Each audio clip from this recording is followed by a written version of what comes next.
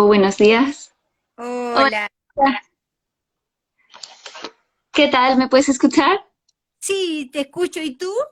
Sí, perfecto, te veo y te escucho. Muchas gracias por estar aquí. Gra- Bienvenida. Gracias a ti por la invitación. No, bien, se ve claro. Se ve perfecto. Muy bien. Estupendo. Muchas gracias también a todo el mundo que se está uniendo para escucharnos hablar sobre lenguas indígenas y territorio en el marco del Día Internacional de las Lenguas Maternas, que será el 21 de febrero, este domingo.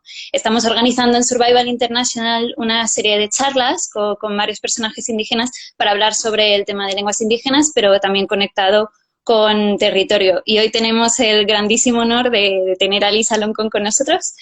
Eh, Encantada, Lisa, de conocerte finalmente y muchas gracias por estar aquí con nosotros.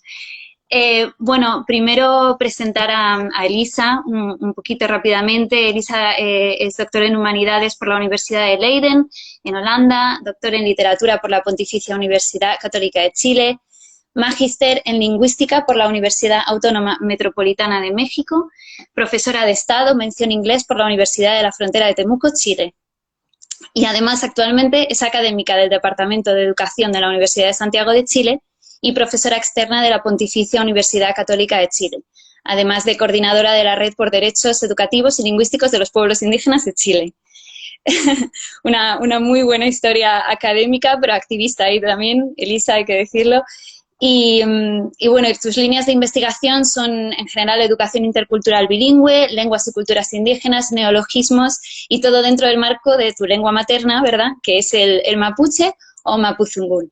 Mapuzungún. ¿Lo he dicho bien? Sí, perfecto. Bueno, no sé si nos quieres contar un poquito más de tu lengua materna, por si hay alguien que se esté conectando que no esté familiarizado con la lengua mapuche o con la cultura. No sé si nos quieres hablar un poquito más de eso. Felei, Pulamien, Mari Mari, Puche, Chagulelu, Tufachi, Alcutulelu, Tufachi, Chamkawin, Feita Femechi, Chipakeita Nizungun, Mapudungun, Pineke, Tufamuta Incheta, Santiago de Chile, Mumulen, Tañidungu Camleita, Argentina, Wilima Pumeu, Fe Inchinta Mapuchengein, Jenny intain mapudungun inkatume ke intain mapudungun ta nyam nual ta inzungun chuchike nantu muleita pupichike shite ta kimalta ta fachidungun femechi pulamien feimuta kom inchinta inkatu ke fiin ta inzungun. Yo les saludo con mucho cariño a ustedes que me están escuchando, a Cultural Survival por haberme invitado también a esta conversación.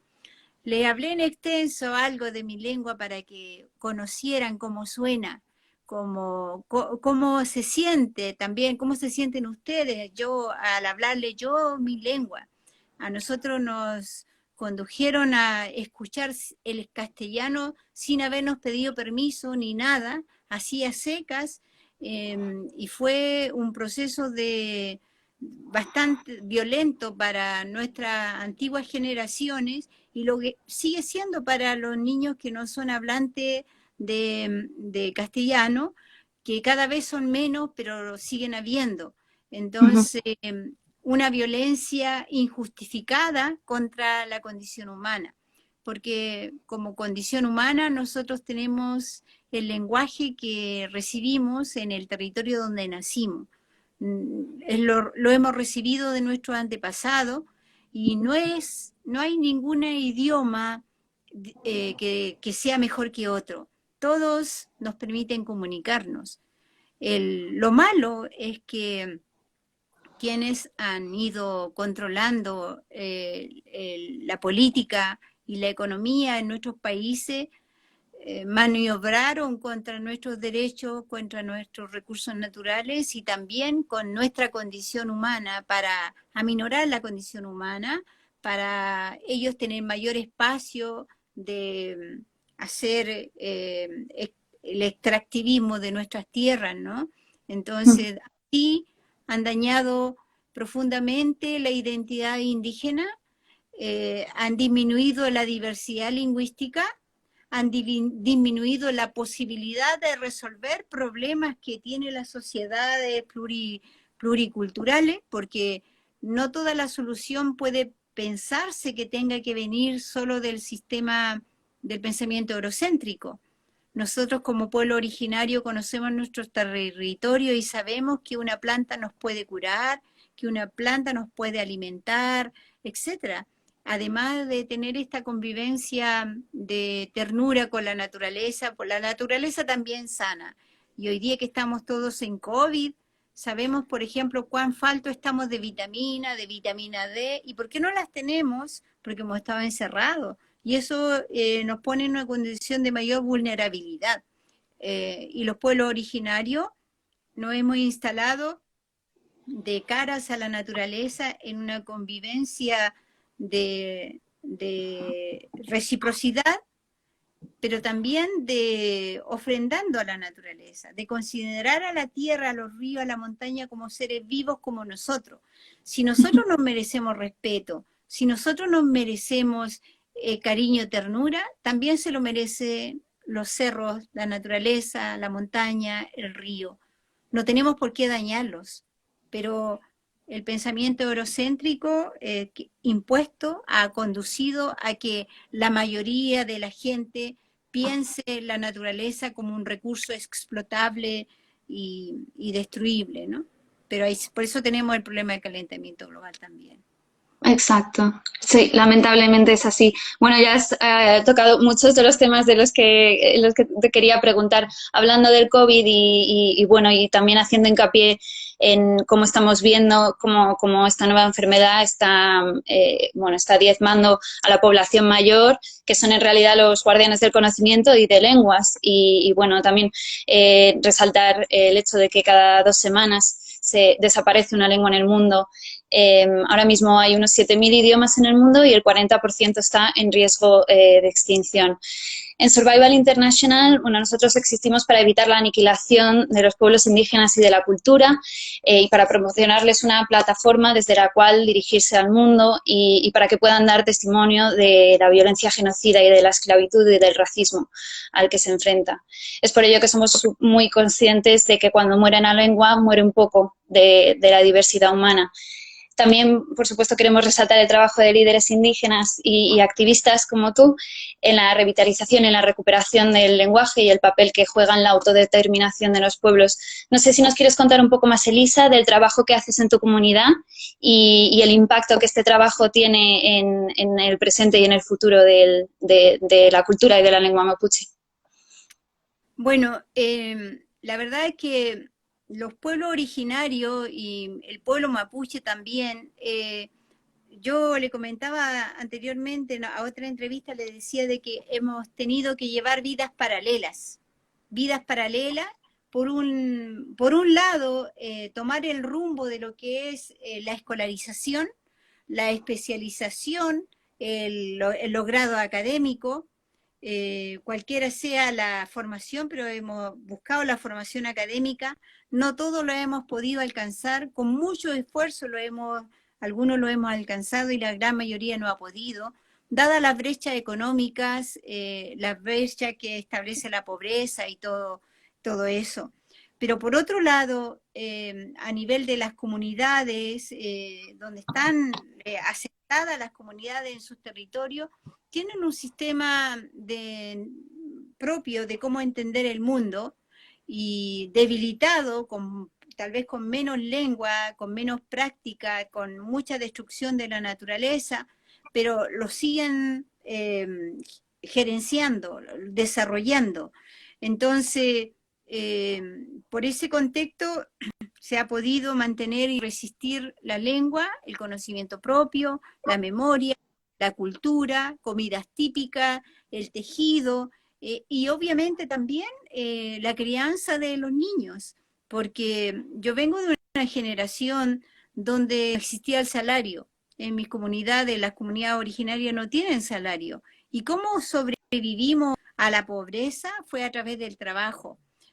Fue a través del aporte de la madre, del padre, los abuelos, incluyéndonos a nosotros, porque nosotros aprendimos a cuidar y a producir, a generar recursos vendiendo cosas que se producían en la huerta, ganados menores, etcétera, ¿no?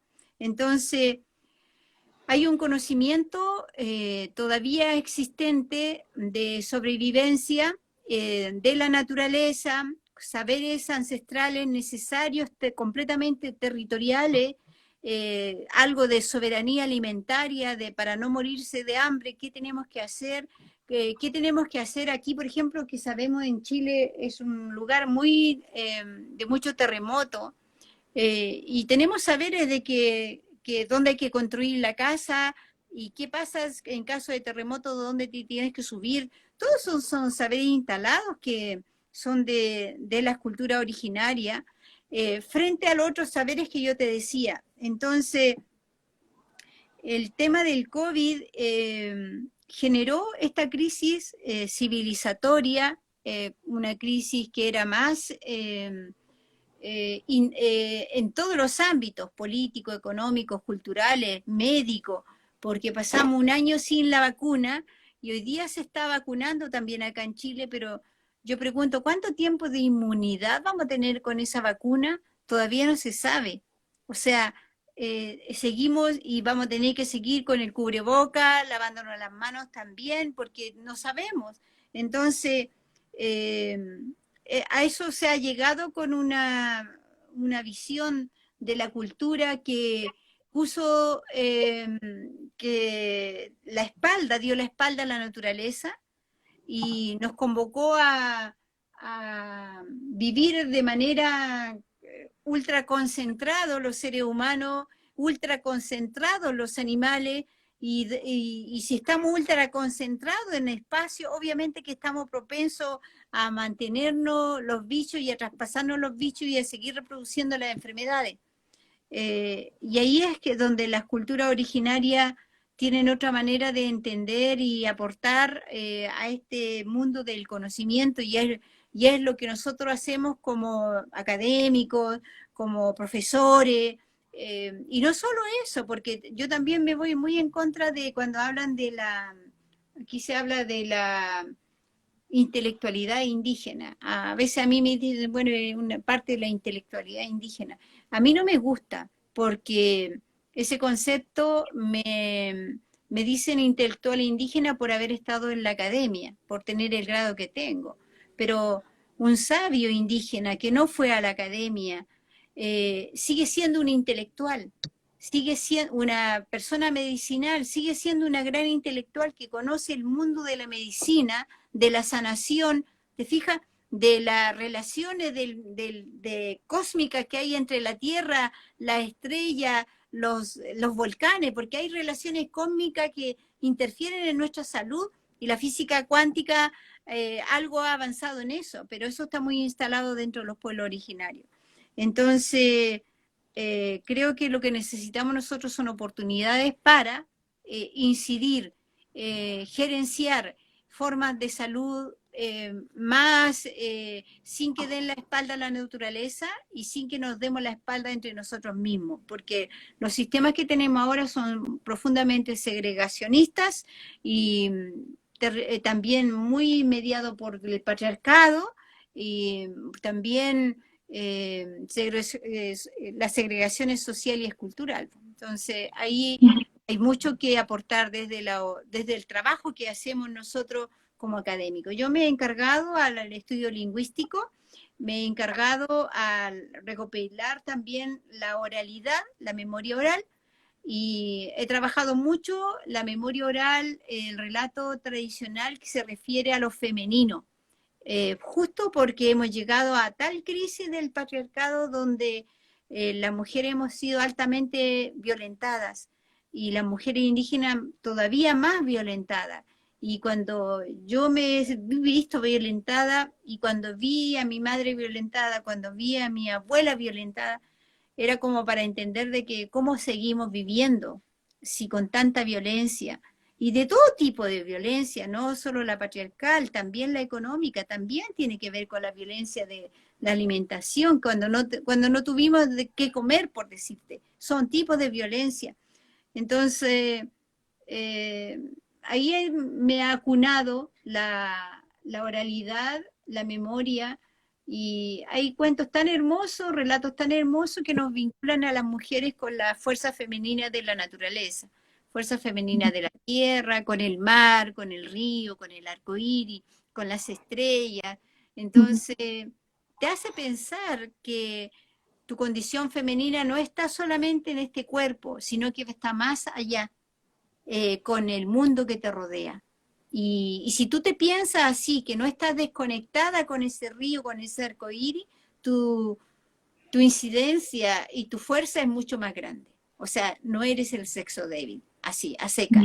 Entonces, eso es como me ha permitido llegar a esas conclusiones a través del trabajo de la recuperación de la oralidad, del estudio de la lengua, y por otro lado, igual pienso que necesitamos mucho la sanación como mujeres, como hombres, como sanación también que tiene que ver con el vínculo con la tierra, con la naturaleza, con el río.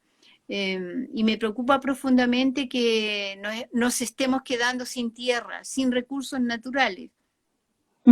Queremos que los pueblos originarios sigan viviendo. Si queremos que aún no originarios sigan viviendo, las regiones, necesitamos tener territorio, necesitamos la tierra para las futuras generaciones, porque si destruyen, mira, aquí en Chile se vende el agua, porque aquí en Chile el agua es privada, objeto de transacción en la banca.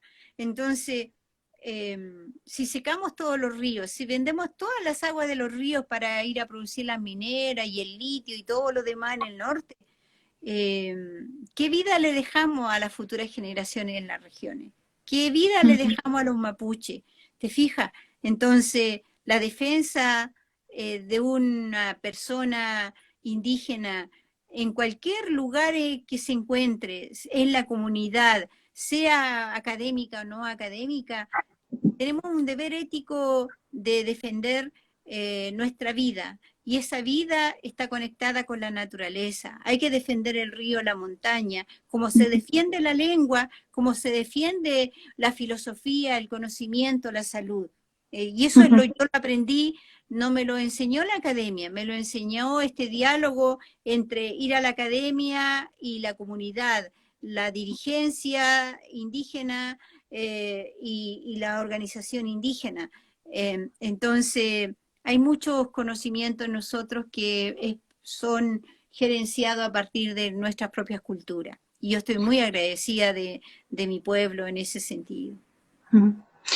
Es muy interesante todo lo que has dicho, Elisa, y también como la academia también de alguna manera está colonizada, ¿no? Y también tiene que pasar por algún proceso de descolonización. En Survival International, una de las campañas que estamos moviendo ahora es precisamente descolonizar la historia. Pues atacar un poco todos estos días que son conmemorativos de, pues, como el Día de la Hispanidad, de la llegada, descubrimiento de América por Colón, que no es un descubrimiento, por supuesto, ya había gente habitando ahí. Entonces, bueno, pues intentamos tratar un poco de descolonizar la historia, el pensamiento, el conocimiento, y creo que, bueno, discursos como el que acabas de hacer tú son claves dentro de estos conceptos. He rescatado una cita que me pareció bastante interesante de un artículo que escribiste hace poco, diciendo que preservar la memoria histórica es no olvidar el bosque nativo, chileno en este caso, quemado para conseguir suelos cultivables, las rucas quemadas por soldados y colonos para construir sobre sus cenizas ciudades y latifundios. No sé si nos podrías contar un poquito más en el marco de esto de descolonizar la historia y el conocimiento sobre qué pasó un poco, ¿no? en ese pasado de Chile y cómo se habla hoy en día de esto en Chile. Lo que pasa es que hemos llegado en Chile a un nivel tal de violencia estructural, institucional y estatal, que no está garantizada la vida del chileno. Aquí nosotros estamos, se inició el año pasado, el 2019, una revuelta social donde la mayoría de los chilenos salió a las calles porque ya no se soportaba más, y partió con el tema de la alza del pasaje de metro, que subió 30 pesos, pero La policía está tan desatada por las instrucciones también institucionales de atacar a la gente, que hoy día atacan a cualquiera. Y como andan armados, atacando, en el sur se murió una persona malabarista que se ganaba el dinero haciendo sus malabares así para los autos. Le dispararon y murió. Y bueno, y la gente estaba tan ya harta de toda esa violencia que hubo una reacción violenta también de la gente y se quemaron unas casas, municipios, se quemó el municipio. Entonces, luego salieron los periodistas a hablar de que se estaba quemando la memoria, que etcétera, ¿no? Y nosotros, bueno, escribimos, ya si en memoria escribamos, hablemos de la memoria. Y resulta que esa ciudad se construyó sobre la quema de las casas de los indígenas, la quema de los bosques, para instalar las ciudades, quemaron los bosques, quemaron las casas de los indígenas, mataron al pueblo mapuche que ahí vivía, y así se instaló. Entonces, hoy día pretenden borrar y decir, bueno, no, o sea, esto es como que si la historia estuviera, como que nada de eso pasó en la historia, y sobre las cuales todavía no se hace justicia.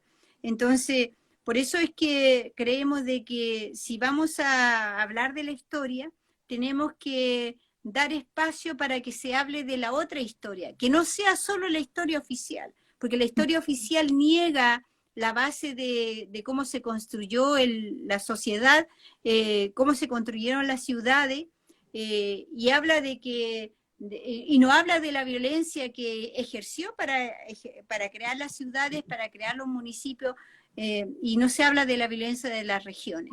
Entonces, necesitamos contar la otra historia porque con la memoria es muy importante para los pueblos indígenas, porque con la memoria uno puede organizar el futuro. El futuro nuestro se tiene que instalar a partir de nuestra memoria. Y en la memoria nuestra está la violencia, como también está el saber importante de la filosofía, de la lengua, de todos los trabajos que antes te señalaba, y son elementos que nos van a permitir construir futuro. Sin eso no nos vamos a hacer el futuro. Entonces, a eso me refería cuando escribimos sobre el tema de los incendios y las quemas con la cual se destruyó la vida y la sociedad mapuche para fundar las ciudades. Uh-huh. Muchas gracias, Elisa, muy, muy interesante. Queríamos hablar también un poco del tema de educación, porque creo que también tú has estado muy involucrada en el tema de bueno, cómo desarrollar y cómo revitalizar la lengua a través de la educación, de esas primeras generaciones, de cómo también está un poco colonizada la educación de alguna manera y cómo siempre se le ha dado más prioridad a la lengua española por encima de otras lenguas indígenas, ¿no? En Survival International tenemos también una campaña que se llama Escuelas Fábrica. Sobre todo tratábamos sobre las industrias extractivas en la India y México que apoyan unas escuelas fábricas en las que a los niños se les enseña que su cultura y su lengua son primitivas, están equivocadas y son inferiores, ¿no?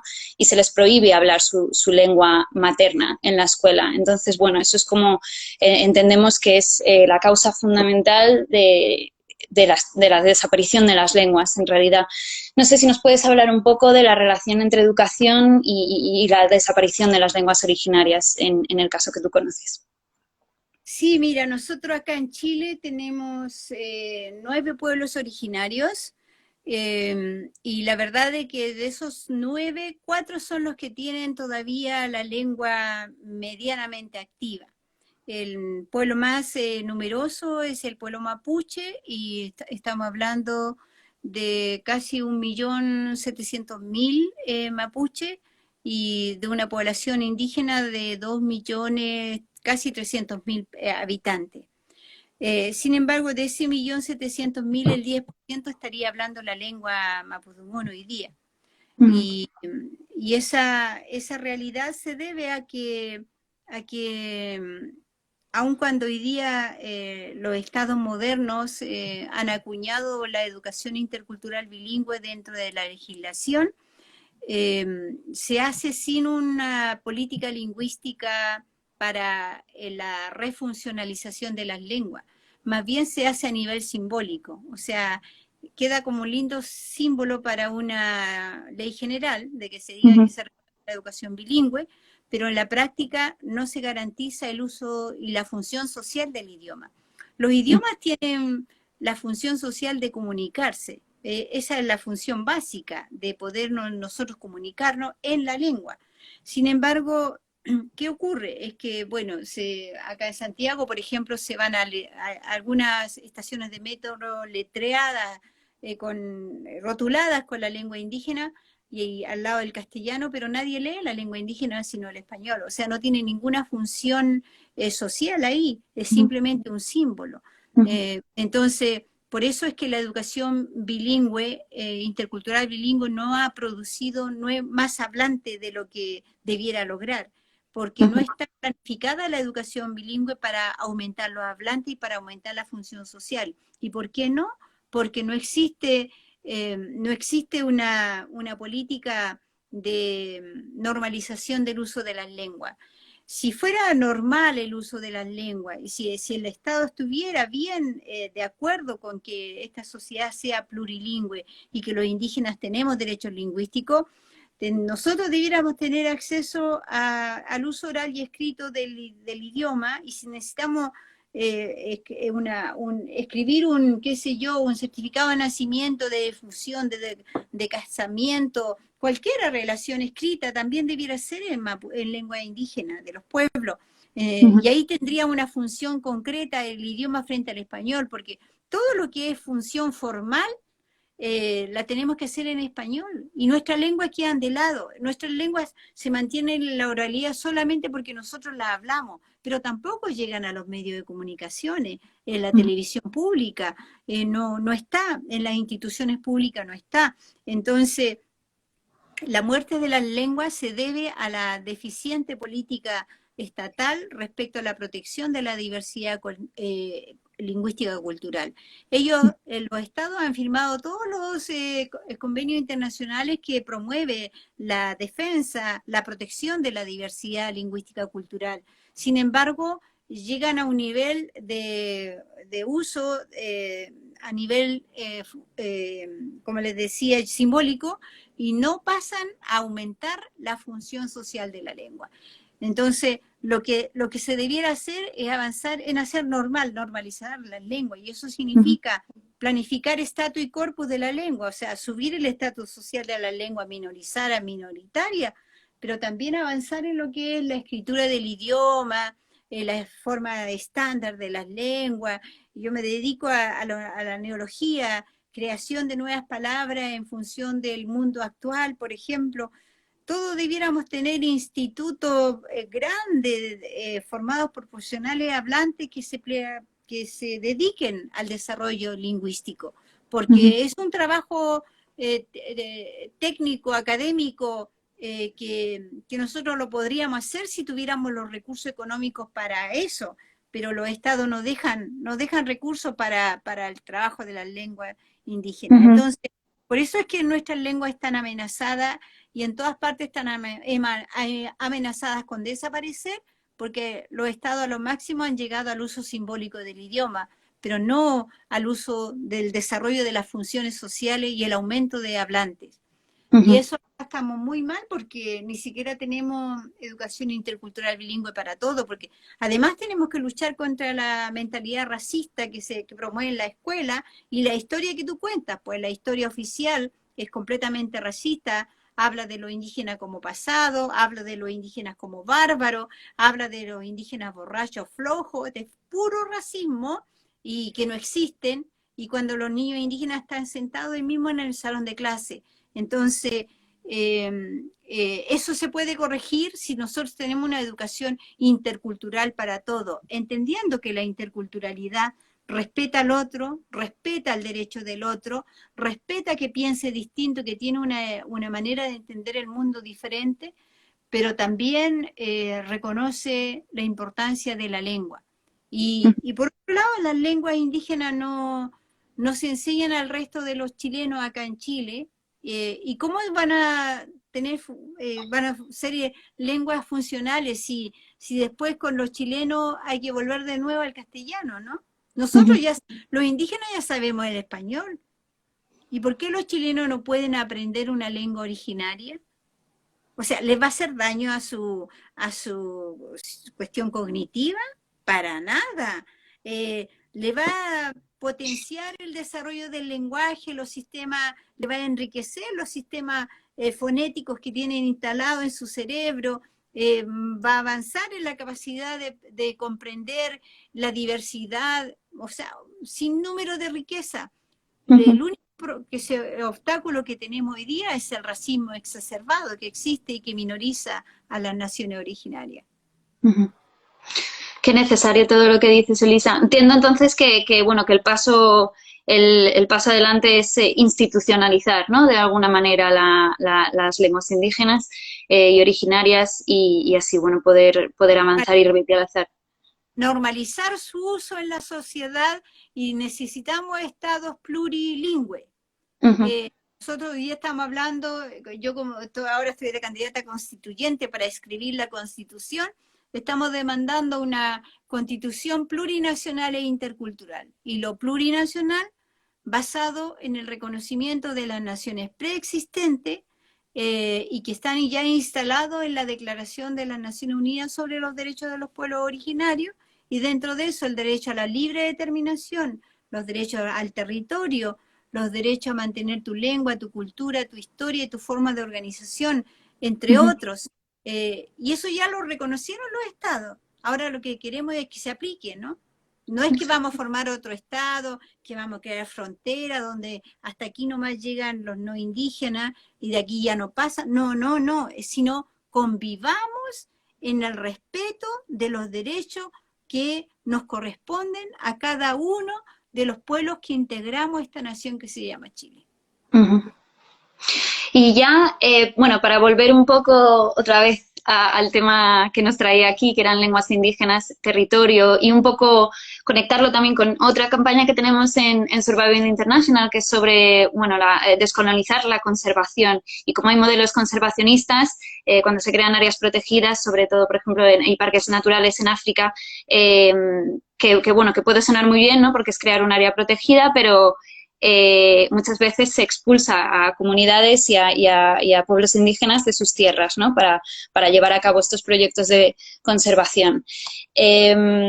También resaltar que los pueblos indígenas viven y administran el 80% de las áreas con mayor biodiversidad de la Tierra, y además da la casualidad de que en estas zonas es donde mayor diversidad lingüística hay. Entonces, bueno, no sé, ya para concluir un poco, no sé si podrías hablar un poco de qué papel crees que juegan las lenguas indígenas en la crisis climática, en la conservación y en el futuro de nuestra tierra. Yo creo que es sustantivo el papel de las lenguas originarias para atender el problema de la crisis climática, porque los pueblos originarios nombraron su territorio a partir de su lengua, y ese nombre que tiene ese territorio alude a una característica particular de ese hábitat. O sea, indica, por ejemplo, nosotros tenemos hábitat, territorios que tiene, Temuco, por ejemplo. ¿Qué significa Temuco? Significa que ahí había un árbol de temo y que además había bastante agua. ¿Y qué pasa si ese Temuco lo llenamos y lo encementamos y solamente mantenemos la ciudad? Obviamente que se destruye y que se generan problemas climáticos. Entonces, si tenemos, por ejemplo, Llinquimallén. Llinquimallén es un lugar que está en mi comunidad. Llinqui es la rana y el Mayén era como el humedal de la rana. Y en el humedal de la rana había una diversidad donde había camarones de tierra. Y cuando nosotros, por ejemplo, la gente mapuche no tuvimos salario, entonces nosotros para sobrevivir usábamos los elementos de la naturaleza que eran necesarios, y cuando había problemas de alimentos nos íbamos al Llinquimallén a sacar los camarones de tierra y comíamos camarones, sopas de camarones de tierra, que era una exquisitez, ¿te fijas? Entonces, ¿cómo sabíamos nosotros? Porque, bueno, la misma palabra que teníamos aludía a que había ahí un humedal y ese humedal tenía mucha riqueza. Entonces, Si tú vas a construir un puente ha pasado mucho con el tema de la construcción de la represa, que no toman en cuenta el conocimiento ancestral y que está dado en una lengua ancestral, ¿qué ocurre después? Que gastan el doble del dinero invertido, además de destruir el ambiente natural, los ríos, porque después la represa se le ha derrumbado. Eso pasó también, ha pasado también acá en Brasil, ¿no? Donde se le han destruido represas porque no se ha considerado, no se consideró el conocimiento indígena que estaba dado en su lengua, y en su lengua decía humedal. Entonces, construir una represa sobre un humedal, obvio que se le va a derrumbar, y después cuánto tiempo, cuánto dinero más se va a invertir. Entonces, si queremos nosotros un desarrollo sustentable dentro de la naturaleza, el desarrollo sustentado implica conocimiento del territorio, y los conocimientos del territorio están dados en lenguas originarias, y ahí está activo ese saber indígena, que hay que reposicionarlo, hay que darle su espacio y entender y dialogar el territorio con ese saber, porque está poblado de saberes indígenas los territorios indígenas. Y hay una tarea linda que pueden hacer los lingüistas, los medioambientalistas, los que planifican el desarrollo, porque se puede volver a repoblar la tierra con eso, diversidad que ya ha sido destruida. Yo cuando voy a mi comunidad veo ese Yinki Mayen que pusieron, secaron el humedal con estos árboles exóticos del pino, que además absorbe la agua y que es terrible porque ya no vuela ni una garza, antes estaba plagado de garza. Entonces, y obviamente si hoy día si no tuviéramos más para comer por todo lo que pasa, no va a haber alimentos de ahí tampoco, ¿no? Huevos, etcétera. Entonces hay un trabajo muy bonito que se puede hacer a partir de la recuperación lingüística y el conocimiento que encierran esos conceptos. Exacto, totalmente de acuerdo. O sea, es entender que en realidad las lenguas son bibliotecas humanas, ¿no? Bibliotecas vivas y tenemos que hacer todo lo posible por protegerlas. Leía también el otro día que los pastores de renos en Siberia tienen hasta 1500 palabras para definir todo lo relacionado con los renos y con el pastoreo. O sea, bueno, enfermedades hasta partes del cuerpo, humores, ánimo, todo, o sea, es increíble, ¿no? Entonces, bueno, es muy importante porque ya no solo es la lengua en sí, sino el conocimiento que viene con la lengua. Entonces, bueno, muy importante y muy necesario todo lo que has dicho, Lisa. Muchísimas gracias. Ya no te quiero robar mucho más de tu tiempo. No sé si hay algo más con lo que quieras concluir o algo que quieras recalcar. Si no, lo podemos dejar aquí. No, solo animarles a ustedes el trabajo que están realizando, que es valioso, y que sean más los jóvenes. Yo te veo bien joven y muy involucrada en lo que hace. Es la tarea que nos corresponde a esta generación y las que vienen. Defender la vida, defender la diversidad que representamos los seres humanos. Tenemos derecho a ser diferentes, distintos, pero eso también implica defender la naturaleza, defender la tierra, defender los ríos, defender la montaña, porque eso es defender la vida. Y el tema ético que hoy día fuerte, que a mí me pesa cada vez más, respecto a los que tienen el poder económico y los sistemas neoliberales, que bueno, la verdad es que no tienen, es como que la explotación, para ellos la explotación de la naturaleza no tiene límite, porque no tiene límite el transformarlo en dinero para terminar siendo el más rico que el otro. O sea, esa riqueza exacerbada no tiene límite en cuanto a destruir la naturaleza y en destruir al ser humano. Y ahí hay un problema ético. O sea, que tenemos que enfrentarlo. O sea, no puede ser que los ricos se sigan enriqueciendo todavía el doble y el triple a costa del sacrificio de los pobres, de los seres humanos y de la naturaleza. O sea, ¿qué es eso? ¿Qué es eso? Sino la degradación del ser humano. Entonces, tenemos una tarea enorme de poder problematizar hasta qué punto está llegando la degradación del ser humano, porque ellos se degradan como ricos en términos de que lo único que les interesa es el capital económico, pero también degradan a todos los más vulnerables, pues, a nosotros, que necesitamos educación de calidad, salud de calidad, ambiente de calidad para seguir viviendo. No lo están garantizando a nosotros. Ellos lo están haciendo, destruyendo todo. Entonces hay un problema ético dentro de esta crisis civilizatoria que brotó con el COVID y tiene problemas más de fondo que el COVID. Entonces hay humanos, la gente joven tiene mucho que entregar. Y por eso también es tan importante el trabajo de activistas como tú en perpetuar y proteger todos estos derechos y los derechos indígenas, que es lo que nos traía hoy aquí. Así que bueno, muchísimas gracias, Elisa, por estar hoy con nosotros. Muchísimas gracias a todos los que se han unido. Animaros a seguir a Elisa en redes sociales, a nosotros también, Survival International, en nuestra página web también, y si tenéis cualquier duda a info@survival.es y estaremos encantados de resolver cualquier duda. Muchísimas gracias, Elisa, por tu tiempo hoy y nos encontraremos pronto, espero. Muchas gracias a ti. Que vaya bien, Peogayal con Pulamien. Gracias, encantada.